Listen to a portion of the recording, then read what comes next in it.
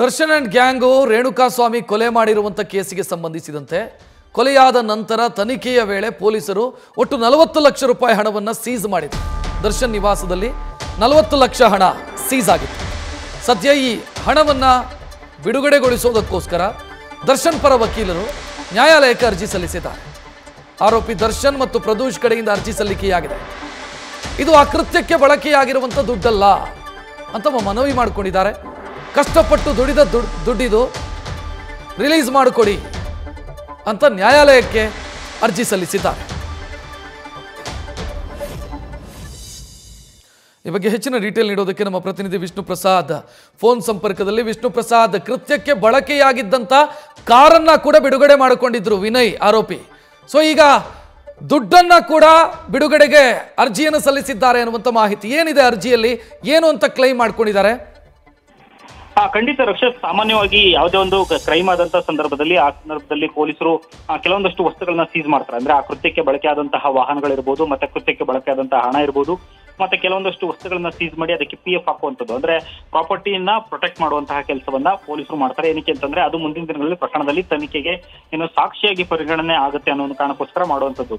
ಈಗ ಸದ್ಯ ಈ ಒಂದು ಪ್ರಕರಣದಲ್ಲಿ ಎಲ್ಲ ಆರೋಪಿಗಳು ಬೇಲ್ ಪಡೆದುಕೊಂಡಿರುವಂತಹ ಹಿನ್ನೆಲೆಯಲ್ಲಿ ಈ ಎಲ್ಲ ಬೆಳವಣಿಗೆ ನಡುವೆ ಪೊಲೀಸ್ ಇನ್ವೆಸ್ಟಿಗೇಷನ್ ನಡೆಸುವಂತಹ ಸಂದರ್ಭದಲ್ಲಿ ಇಡೀ ಪ್ರಕರಣದಲ್ಲಿ ಒಟ್ಟು 89 ಕೋಟಿಯಷ್ಟು ಹಣವನ್ನ ಸೀಸ್ ಮಾಡುವಂತಹ ಕೆಲಸವನ್ನ ಪೊಲೀಸ್ ಅಧಿಕಾರಿಗಳ ಟೀಮ್ ಮಾಡಿತ್ತು. ಆ 89 ಕೋಟಿಯಲ್ಲಿ 89 ಲಕ್ಷ ಹಣದಲ್ಲಿ 40 ಲಕ್ಷ ಹಣ ಏನಿತ್ತು ಇದು ಪ್ರದೂಷ್ ಮನೆಯಲ್ಲಿ ಸೀಸ್ ಮಾಡುವಂತಹ ಕೆಲಸವನ್ನ ಪೊಲೀಸ್ ಅಧಿಕಾರಿಗಳು ಮಾಡಿದ್ರು. ಅದರಲ್ಲೂ ಪ್ರಮುಖವಾಗಿ ದರ್ಶನ್ ನನಗೆ ನೀಡಿದಂತಹ ಹಣವನ್ನ ಮನೆಯಲ್ಲಿ ಇಟ್ಟಿದ್ದನ್ನ ಕೊಟ್ಟಂತಹ ಮಾಹಿತಿ ಆಧಾರದ ಮೇಲೆ ಪೊಲೀಸರು ಅದನ್ನ ಸೀಸ್ ಮಾಡಿದ್ರು.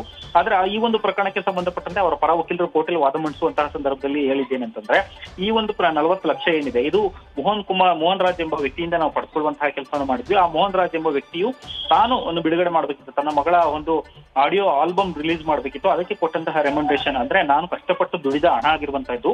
ಇದನ್ನ ಕೃತ್ಯಕ್ಕೆ ಮುಂಚೆನೆ ಅಂದ್ರೆ ಈ ರೀತಿ ನಾನು ಮುಂದಿನ ದಿನಗಳಲ್ಲಿ ಕೊಲೆ ಮಾಡ್ತೀನಿ, ಅದಕ್ಕೆ ಸಾಕ್ಷಿ ನಾಶಕ್ಕೆ ಹಣವನ್ನು ಬಳಕೆ ಮಾಡ್ತೀನಿ ಅಂತ ನಾನು ಮೊದಲನೇ ಸಂಗ್ರಹಿಸಿಡುವಂತಹ ಕೆಲಸ ಆಗಿಲ್ಲ. ಇದು ತಾನು ದುಡಿದ ಹಣ, ನನ್ನ ಸ್ವಂತ ಹಣ. ಹೀಗಾಗಿ ಇದನ್ನ ರಿಲೀಸ್ ಮಾಡ್ಕೊಡ್ಬೇಕು ಅಂತೇಳಿ ದರ್ಶನ್ ಅವರು ಮಧ್ಯಂತರ ಅರ್ಜಿಯನ್ನ ಸಲ್ಲಿಸುವಂತ ಕೆಲಸವನ್ನು ಮಾಡಿದ್ದಾರೆ. ಆದ್ರೆ ಈ ಅರ್ಜಿನ ಈಗ ಯಾಕೆ ಹಾಕಿದ್ರು ಅನ್ನೋ ಒಂದು ಪ್ರಶ್ನೆಗೆ ಸಂಬಂಧಪಟ್ಟಂತೆ ಹಿನ್ನೆಲೆನ ಕೆದಕುವಂತ ಸಂದರ್ಭದಲ್ಲಿ ನಮಗೆ ಸಿಕ್ಕಿದಂತ ಇನ್ಫಾರ್ಮೇಶನ್ ಅಂತಂದ್ರೆ, ಪೊಲೀಸ್ ಅಧಿಕಾರಿಗಳು ಇನ್ವೆಸ್ಟಿಗೇಷನ್ ಮಾಡುವಂತ ಸಂದರ್ಭದಲ್ಲಿ ಈ ರೀತಿ ಕ್ಯಾಶ್ ಮೂಲಕ ಸಿಕ್ಕಂತ ಹಣದ ಮಾಹಿತಿಯನ್ನ IT ಅಧಿಕಾರಿಗಳಿಗೆ ನೀಡುವಂತ ಕೆಲಸವನ್ನು ಮಾಡಿದ್ರು. ಆ IT ಅಧಿಕಾರಿಗಳು ಈ ಒಂದು ಪ್ರಕರಣದಲ್ಲಿ ಇನ್ವೆಸ್ಟಿಗೇಷನ್ ಕೂಡ ನಡೆಸುವಂತ ಕೆಲಸವನ್ನು ಮಾಡುತ್ತಿದ್ದಾರೆ.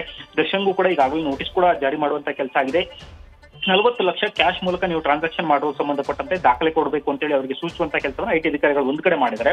ಅದರ ಜೊತೆಗೆ IT ಅಧಿಕಾರಿಗಳು 57ನೇ CCS ನ್ಯಾಯಾಲಯದ ಮುಂದೆ ಒಂದು ಅರ್ಜಿಯನ್ನು ಸಲ್ಲಿಸಿ ಈ ಸೀಸ್ ಆಗಿರುವಂತಹ ಅಮೌಂಟ್ ಏನಿದೆ ಅದನ್ನ ತಮ್ಮ ಕಸ್ಟಡಿಗೆ ಕೊಡಬೇಕು ಅಂತೇಳಿ ಅಧಿಕಾರಿಗಳು ಮನವಿಯನ್ನು ಸಲ್ಲಿಸುವಂತ ಕೆಲಸವನ್ನು ಮಾಡಿದ್ರು. ಈ ಒಂದು ಅರ್ಜಿ ವಿಚಾರಣೆ ನಡೆಸಿದಂತಹ ನ್ಯಾಯಾಲಯ ಈಗ ದರ್ಶನ್ ಪರ ವಕೀಲರಿಗೆ ನೋಟಿಸ್ ಕೊಡುವಂತಹ ಕೆಲಸ ಆಗಿತ್ತು. ಯಾವಾಗ ಈ ಒಂದು ಪ್ರಕರಣ ಓಪನ್ ಆಯಿತು ಅಂದ್ರೆ IT ಅಧಿಕಾರಿಗಳು ಇನ್ವೆಸ್ಟಿಗೇಷನ್ ಸ್ಟಾರ್ಟ್ ಮಾಡಿದ್ರು. ಇದು ಮುಂದಿನ ದಿನಗಳಲ್ಲಿ ಬೇರೆ ರೀತಿ ಸಂಕಷ್ಟ ಆಗ್ಬೋದು ಅನ್ನೋ ಕಾರಣಕ್ಕೋಸ್ಕರ IT ಅಧಿಕಾರಿಗಳು ಆ ಹಣವನ್ನ ತಮ್ಮ ಸುಪರ್ದಿಗೆ ಪಡೆಯೋದಕ್ಕಿಂತ ಮುಂಚೆನೆ ಅದನ್ನ ರಿಲೀಸ್ ಮಾಡಿಸ್ಕೊಳ್ಬೇಕು ಅಂತ ಈಗ ದರ್ಶನ್ ಪರ ವಕೀಲರು ಹೋರಾಟ ನಡೆಸುವಂತ ಕೆಲಸವನ್ನು ಮಾಡ್ತಿದ್ದಾರೆ. ಈ ಮೂಲಕ ಈ ಅಮೌಂಟ್ ಇನ್ವೆಸ್ಟಿಗೇಷನ್ ನಡೆಸುವಂತ ಸಂದರ್ಭದಲ್ಲಿ ಇದನ್ನ ಸಾಕ್ಷಿ ನಾಶಕ್ಕೆ ಬಳಕೆ ಮಾಡಿಲ್ಲ, ಜೊತೆಗೆ ಇದನ್ನ ನಾವು ಕಷ್ಟಪಟ್ಟು ದುಡಿದಿರುವಂತಹ ಹಣ ಇದು ನಮಗೆ ನಮ್ಮ ಕಸ್ಟಡಿಗೆ ಕೊಡಿ ಅಂತೇಳಿ ಈಗ ಅರ್ಜಿ ಸಲ್ಲಿಸುವಂತ ಕೆಲಸ ಮಾಡಿದ್ದಾರೆ. ಇನ್ನು ಈ ಅರ್ಜಿ ವಿಚಾರಣೆ ಈಗ 15ನೇ ತಾರೀಕು ನಡೆಯಲಿದ್ದು, ಒಂದು ಕಡೆ IT ಅಧಿಕಾರಿಗಳಿಗೆ ಸಂಬಂಧಪಟ್ಟಂತೆ ನೋಟಿಸ್ ಸಮನ್ಸ್ ಜಾರಿಯಾಗಿದೆ. ಈಗ IT ಅಧಿಕಾರಿಗಳು ಒಂದ್ ಕಡೆ ವಾದವನ್ನು ಮಾಡುತ್ತಾರೆ. At the same time Darshan release ಕೋರುವ ಸಂಬಂಧಪಟ್ಟಂತೆ SPP ಕೂಡ ಆಕ್ಷೇಪಣೆ ಸಲ್ಲಿಸಬೇಕಾಗುತ್ತೆ. ಹೀಗಾಗಿ 15ನೇ ತಾರೀಕು ಅರ್ಜಿಯ ವಿಚಾರಣೆ ನಡೆಯಲಿದ್ದು, ವಾಟ್ ನೆಕ್ಸ್ಟ್ ಅನ್ನುವಂಥದ್ದು ಈಗ ಸದ್ಯಕ್ಕಿರುವಂತಹ ಕುತೂಹಲ.